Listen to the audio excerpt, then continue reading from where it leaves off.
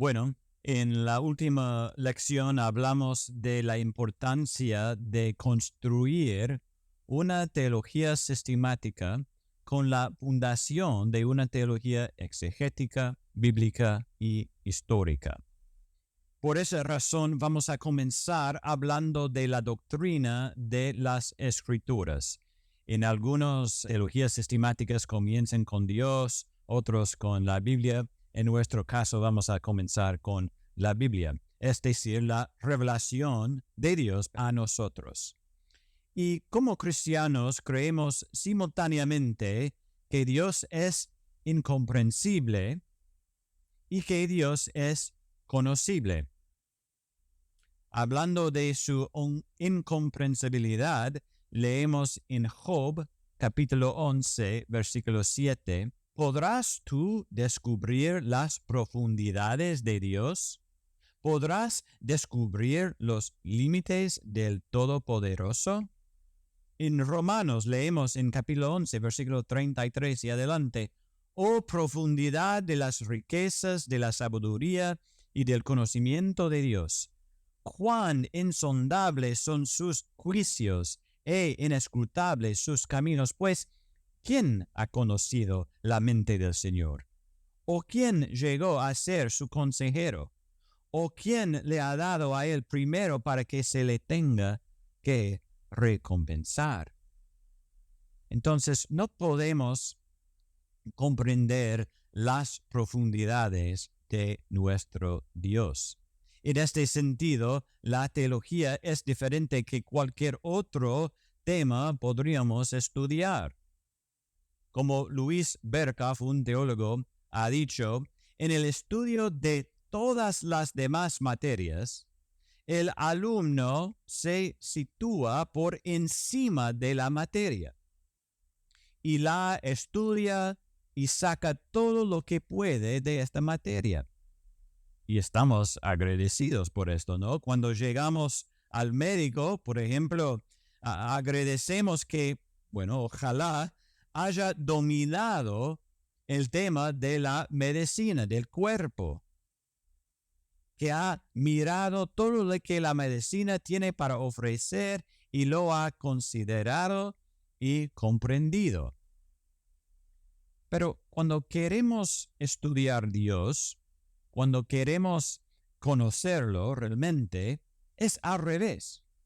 Es decir, que no estamos sobre la materia, estudiándola, sino estamos bajo la materia y solamente podemos comprender lo que esta materia, en nuestro caso Dios, se nos revela. Entonces, en un sentido, Dios es incomprensible, pero también creemos que Dios puede ser conocido.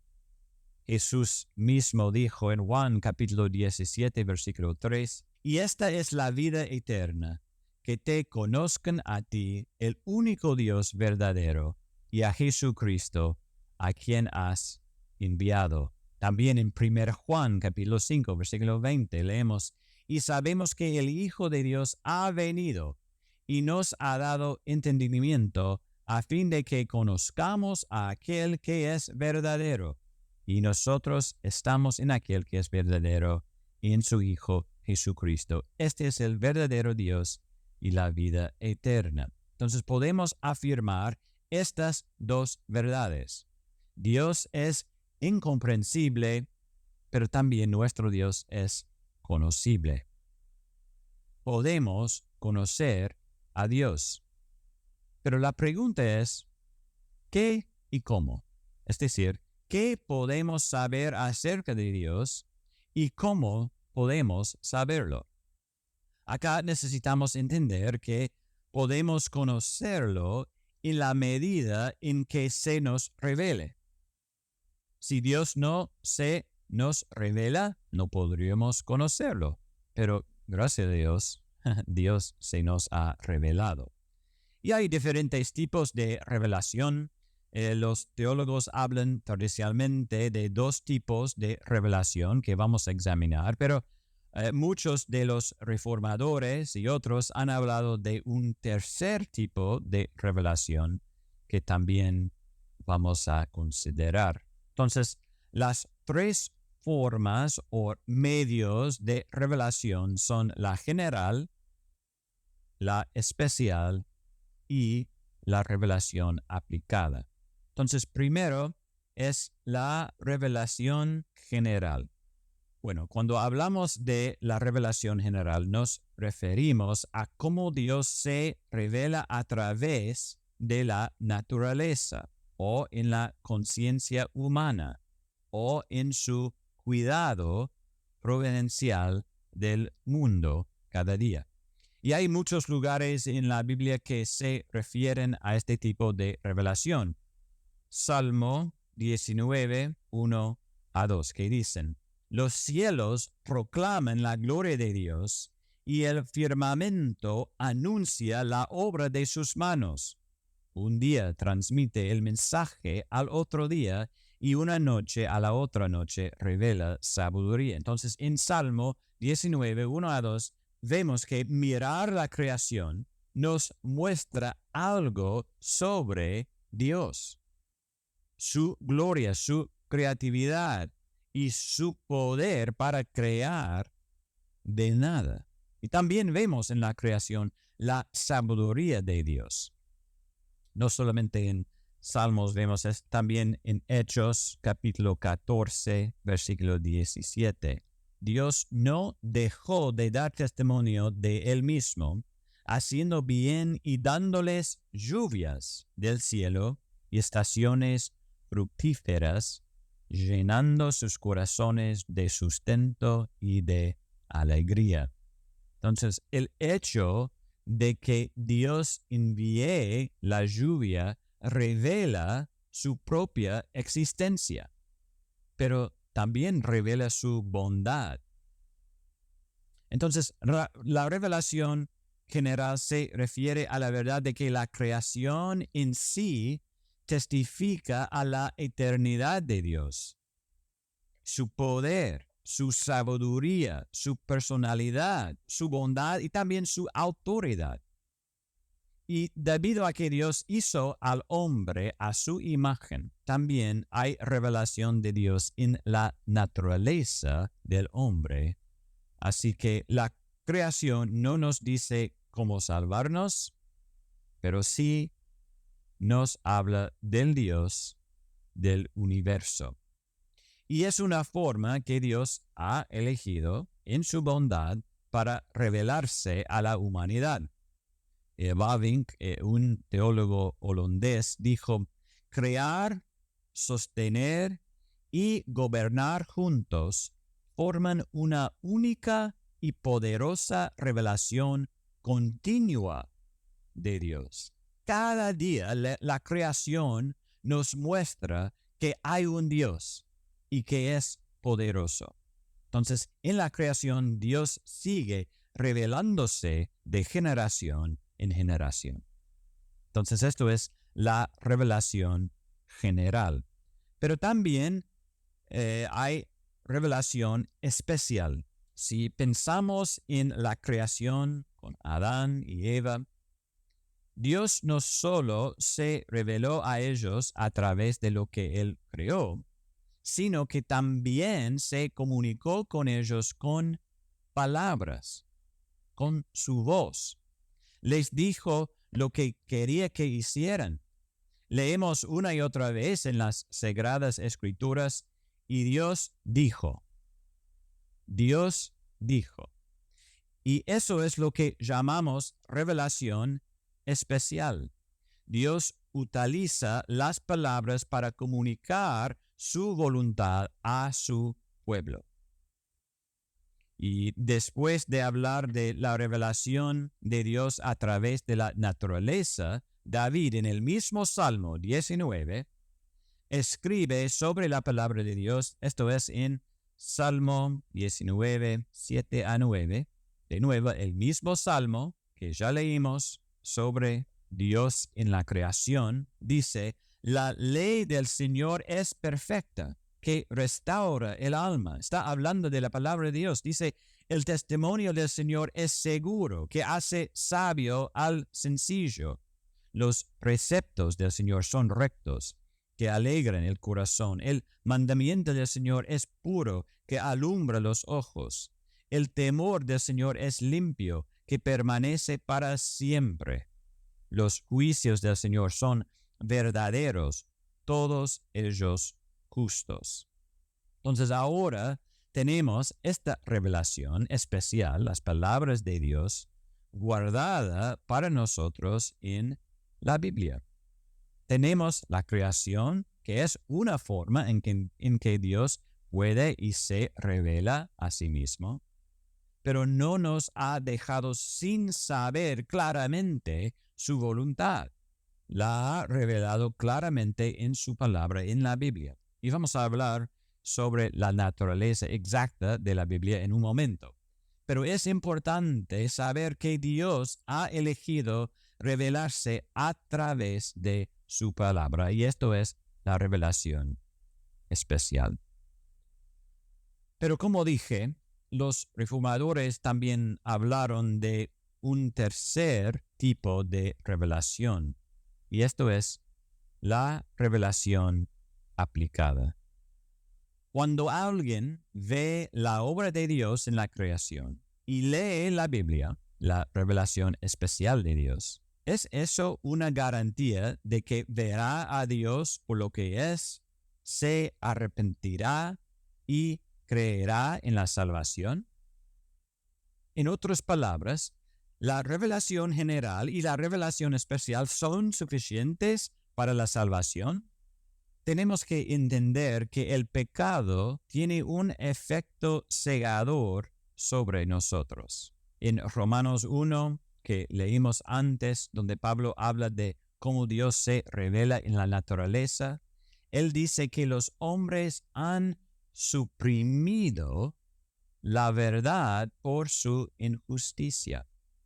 En otras palabras, el pecado nos impide ver la verdad de quién es Dios en la creación y en la Biblia. Entonces, ¿qué necesitamos? ¿Cómo se puede quitar esa ceguera? Bueno, necesitamos lo que fue prometido en Jeremías en el Antiguo Testamento. Y voy a leer Jeremías 31, versículo 33, que dice: porque este es el pacto que haré con la casa de Israel después de aquellos días, declara el Señor. Pondré mi ley dentro de ellos y sobre sus corazones la escribiré. Entonces yo seré su Dios y ellos serán mi pueblo. Leemos algo similar en 2 Corintios capítulo 4, versículo 6, o quizás vemos el cumplimiento de esta profecía de Jeremías en versículo 6 de 2 Corintios capítulo 4. Pues Dios que dijo, de las tinieblas resplandecerá la luz, es el que ha resplandecido en nuestros corazones para iluminación del conocimiento de la gloria de Dios en el rostro de Cristo. Entonces no podemos dar sentido a la revelación de Dios ni en la creación ni en su palabra, a menos que el Espíritu ilumine nuestros corazones, a menos que el Espíritu abra nuestros ojos a la verdad. Entonces necesitamos esta revelación aplicada. Tal vez hayas conocido a una familia que tiene varios hijos, ¿no? Y esos hijos son criados en el mismo hogar, con la misma enseñanza, con el mismo amor y cuidado. Leen las mismas escrituras, escuchen al mismo evangelio, reciben la misma instrucción. Pero más tarde en la vida, algunos de esos hijos caminan con el Señor y otros caminan con el mundo. Y mi pregunta es, ¿por qué? Si escucharon la misma verdad de la palabra de Dios, ¿por qué algunos la rechazan y otros la abrazan? Y la respuesta es el Espíritu. Para que podamos ver y entender la revelación de Dios a nosotros, tanto en la creación como en la Biblia, necesitamos que el Espíritu Santo abra nuestros ojos. Necesitamos la revelación aplicada. Por eso los reformadores hablaron de este tercer tipo de revelación. Entonces, tenemos la revelación general, que vemos en la creación y en la conciencia. También la revelación especial, la Biblia, digamos, y luego la revelación aplicada, donde el Espíritu abra nuestros ojos para ver el significado de la revelación de Dios. Lo que podemos ver o saber sobre Dios en la revelación general, ¿no? En la creación es limitado. Por eso Dios en su gracia nos lo ha dejado más claro en su revelación especial, la Biblia. Y toda la teología que vamos a discutir en las próximas lecciones es lo que la Biblia enseña.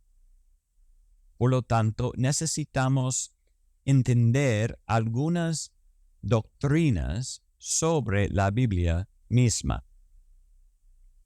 Entonces, queremos hablar sobre la doctrina de la Biblia o la doctrina de las Escrituras.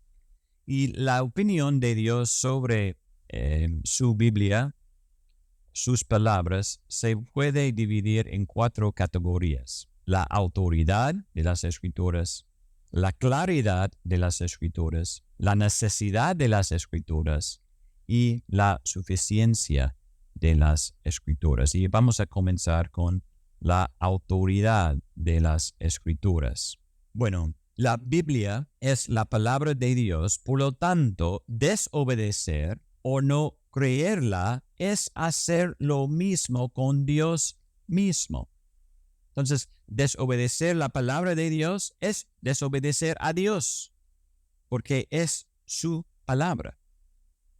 Y es importante entender que la Biblia no contiene la palabra de Dios, es la palabra de Dios. No es que podemos ir por la Biblia decidiendo, bueno, esta parte sí es la palabra de Dios, esta parte no. No, todo es la palabra de Dios. No contiene la palabra de Dios, es la palabra de Dios. Y a veces pasajes del Antiguo Testamento comienzan así: así dice el Señor. Y lo que sigue es como un orden de un rey, es un mandato para obedecer sin pregunta, sin desafío. Y no solo como frases como esto, sino que todo el Antiguo Testamento se considera la palabra de Dios. En 2 Timoteo 3:16, vale la pena memorizar este pasaje, ¿no? 2 Timoteo 3:16 dice: toda escritura es inspirada por Dios y útil para enseñar, para reprender, para corregir, para instruir en justicia. Ahora, cuando Pablo dice en este versículo, toda escritura, ¿de qué escritura está hablando Pablo? Bueno, está hablando del Antiguo Testamento, porque en ese momento no existía el Nuevo Testamento. Pero obviamente creemos también que el Nuevo Testamento es la palabra de Dios. Y es interesante a leer en 2 Pedro 3:16, que dice así: asimismo, en todas sus cartas, habla en ellas de esto. Ahora, Pedro está hablando de las cartas de Pablo, y en las cuales hay algunas cosas difíciles de entender. Amén, ¿no? Sabemos eso. Que los ignorantes y inestables tuercen, como también tuercen, ¿qué? El resto de las Escrituras, para su propia perdición. Pedro está diciendo que las cartas de Pablo son como el resto de las Escrituras, es decir, también es la palabra de Dios. Los primeros creyentes, como Pedro, consideraron que las cartas de Pablo estaban en el mismo nivel como el Antiguo Testamento.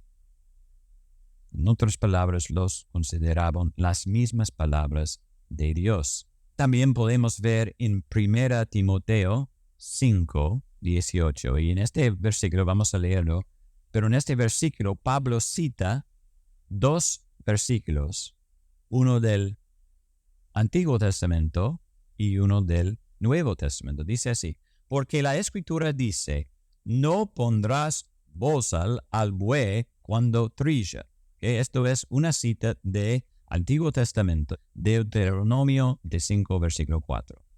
Pero Pablo sigue en este versículo: y el obrero es digno de su salario. Y esto es una cita de Lucas capítulo 10, versículo 7. Pero en todos modos, Pablo dice, la Escritura dice. Para él, tanto el Antiguo Testamento como el Nuevo Testamento es la Escritura, es la palabra de Dios. Entonces, Pablo pudo escribir correctamente en 1 Corintios 14:37. Si alguien piensa que es profeta o espiritual, reconozca que lo que les escribo es mandamiento del Señor. Porque por medio del Espíritu Santo, Pablo estaba escribiendo la misma palabra de Dios. Y si Dios afirma que estas palabras son suyas, son la máxima autoridad en todo. En Juan capítulo 17, versículo 17, Jesús ora: santifícalos en la verdad. Tu palabra es verdad. De nuevo, no dice que tu palabra contiene la verdad, un tipo de la verdad. No es verdad. Tu palabra es verdad. Entonces, la palabra de Dios es el estándar por el cual se determina toda otra verdad. Así que si algo se ajusta a las Escrituras, también es la verdad. Pero si no se ajusta a las Escrituras, no es la verdad. Así es, tan simple. Bueno, digamos que la Biblia afirma algo que no es cierto. ¿Qué significa esto para las Escrituras? Bueno, significa que no se puede confiar en ellas, porque no son ciertas. Y esto significa que no podemos confiar en Dios mismo. Así que afirmar que las Escrituras son falsas, es decir, que Dios mismo es falso. Y obviamente no vamos a decir eso. La Biblia enseña y nosotros creemos que la Biblia es la palabra de Dios y por lo tanto tiene autoridad. Sí, tiene autores humanos, pero Dios usó estos humanos, estos autores humanos, para comunicar su palabra por el poder del Espíritu Santo. Y una implicación de esta verdad, que la Biblia tiene autoridad porque es la palabra de Dios, una implicación es que la Biblia es cierta y no se equivoca. Suena obvio, pero es importante. La Biblia es cierta y no se equivoca. Vemos que dice la Escritura sobre sí misma en Números 23:19. Dice: Dios no es hombre para que mienta, ni hijo de hombre para que se arrepienta. ¿Lo ha dicho él y no lo hará? ¿Ha hablado y no lo cumplirá? No, Dios no mienta. En Salmo 12, versículo 6, leemos: las palabras del Señor son palabras puras, plata probada en un cristal en la tierra, 7 veces refinada. Son palabras puras. En Juan capítulo 10, versículo 35, si llamó dioses a aquellos a quienes vino la palabra de Dios, y la Escritura no puede ser quebrantada. La palabra de Dios, la Biblia, es cierta y no se equivoca. Entonces, a lo largo de la historia cristiana, la historia de la Iglesia, los creyentes han considerado que la Biblia, porque es la misma palabra de Dios, es sin error. No hay errores en la Biblia. Llamamos a esto la inerrancia de las Escrituras. Es decir, que no hay error en lo que dice la Biblia. Es cierta y no se equivoca. Bueno, hay mucho más para decir sobre este tema, pero tenemos que seguir, porque ahora queremos hablar sobre la claridad de las Escrituras. La Biblia tiene autoridad, así que queremos entender, confiar y obedecer las Escrituras. Pero, ¿qué sucede cuando lleguemos a una parte que no entendemos bien? Y esto pasa, ¿no? Y sin duda algunos pasajes o libros son más fáciles de entender que otros. Por ejemplo, la diferencia entre entender el libro de Marcos y el libro de Apocalipsis, ¿no? Uno es más fácil de entender en general. Pero lo que estamos diciendo cuando decimos la claridad de las Escrituras es que la Biblia está escrita de tal manera que todas las cosas necesarias para ser cristiano, vivir como cristiano, crecer como cristiano, sí son claras. No es decir que todo es clara y no, pero todo que necesitamos para ser cristiano, vivir como cristiano, crecer como cristiano, sí es clara en la Biblia. Y es importante porque antes de la Reforma, la Iglesia Católica enseñaba que la gente normal no debía leer la Biblia porque no podía entenderla y solo la confundiría. Pero los reformadores sabían que la palabra de Dios es poderosa y clara. Por eso, por ejemplo, Martín Lutero se esforzó tanto en traducir la Biblia a idiomas que el común de la gente pudiera entender. Pasó mucho tiempo haciendo eso. Los reformadores no decían que todo en la Biblia es perfectamente claro, porque no es, pero sí dijeron que el mensaje básico de la salvación es lo suficientemente claro como para que cualquiera pueda entenderlo, ya sea leyéndolo por sí mismo o con la ayuda de alguien más, como un pastor, ¿no? Hay cosas difíciles e incluso misteriosas en las Escrituras, pero no deberían desalentarnos. La Biblia es claro. Podemos entender lo que dice sobre la salvación y lo que necesitamos para crecer como cristianos también. Bueno, la tercera cosa que queremos decir sobre la Biblia es hablar sobre la necesidad de las Escrituras. ¿Qué significa eso? Significa que es necesario leer la Biblia o tener que alguien nos dice que hay en la Biblia si vamos a conocer a Dios personalmente, que nuestros pecados sean perdonados y para saber con certeza lo que Dios quiere que hagamos. La Biblia es necesaria en este sentido. En Romanos capítulo 10, versículo 14, leemos: ¿Cómo pues invocarán a aquel en quien no han creído? ¿Y cómo creerán en aquel de quien no han oído? ¿Y cómo oirán sin haber quien les predique? Y en versículo 17 leemos: Así que la fe viene del oír y el oír por la palabra de Cristo. Es necesario predicar, o en este caso escuchar la Biblia si vamos a ser salvos. Si nadie está proclamando la Biblia, el Evangelio, nadie se salvará. La Biblia es necesaria en la salvación, pero no solo en la salvación. Es necesario también para el crecimiento de un creyente. En Mateo 4, versículo 4, Jesús dice: escrito está, no solo de pan vivirá el hombre, sino de toda palabra que sale de la boca de Dios. En el mismo sentido que la comida es necesaria por la vida acá en esta tierra, también la Biblia es necesaria para nuestras vidas espirituales. Cada día necesitamos las Escrituras. Bueno, la última cosa que queremos decir sobre la Biblia es sobre la suficiencia. Esta idea de la suficiencia de las Escrituras es una doctrina muy importante en nuestros días. Siempre ha sido importante, pero quizás más ahora. Porque hay tantas cosas en la cultura, en el mundo, en que buscamos la verdad.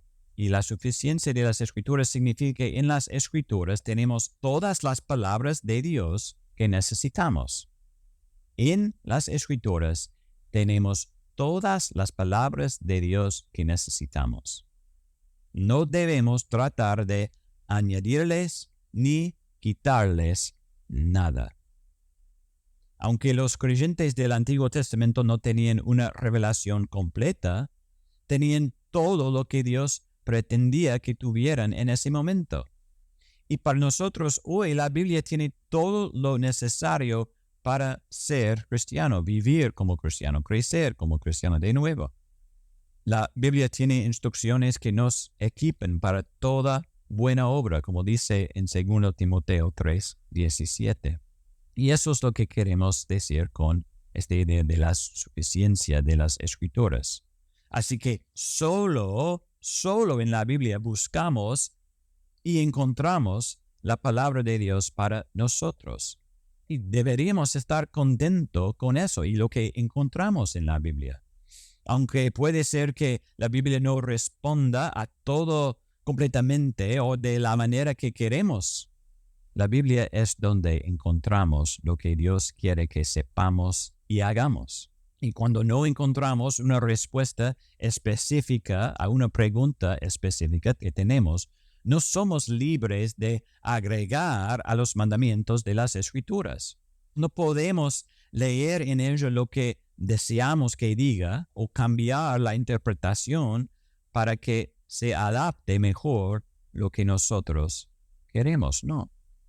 La suficiencia de las Escrituras nos recuerda que nada es pecado que no esté prohibido por escritura explícita o implícita.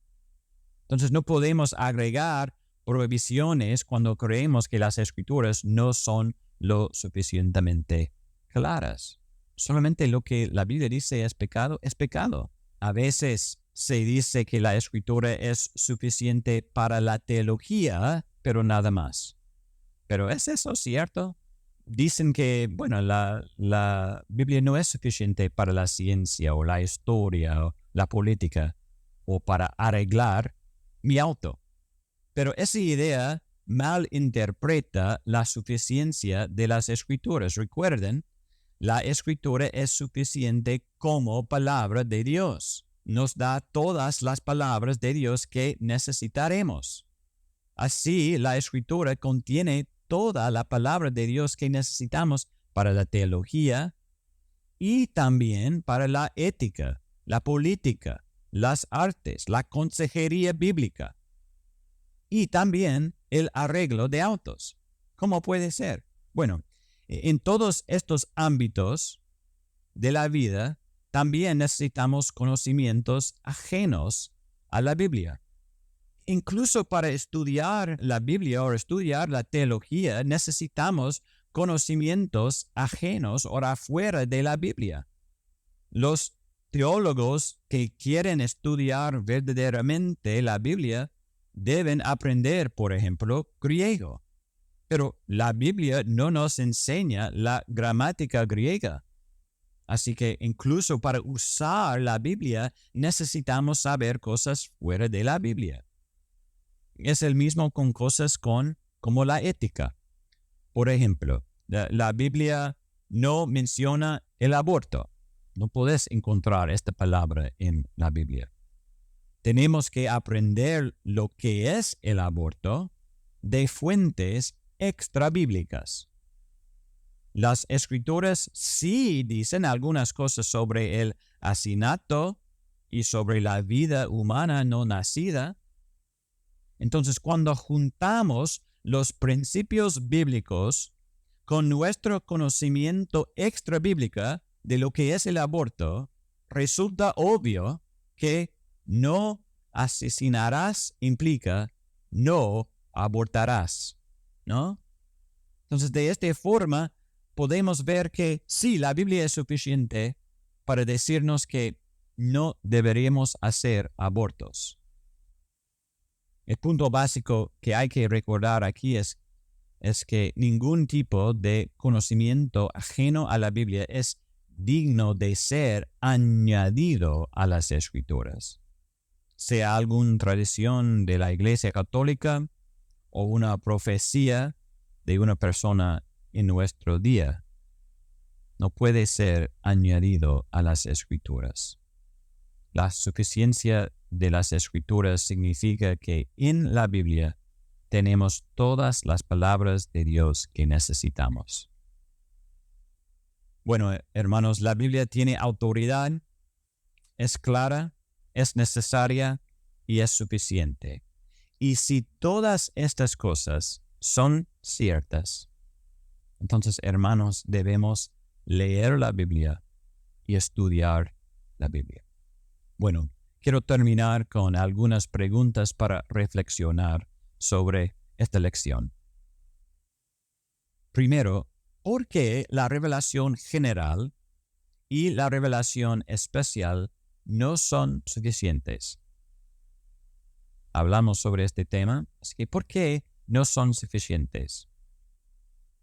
Segunda pregunta es, si la Biblia es clara, ¿por qué Apocalipsis es tan difícil de entender? Piensen en eso. Y la tercera pregunta es, ¿cuáles son los peligros de olvidar que la Biblia es suficiente? La verdad es que hay muchos peligros, pero también hay que pensar y reflexionar sobre esto.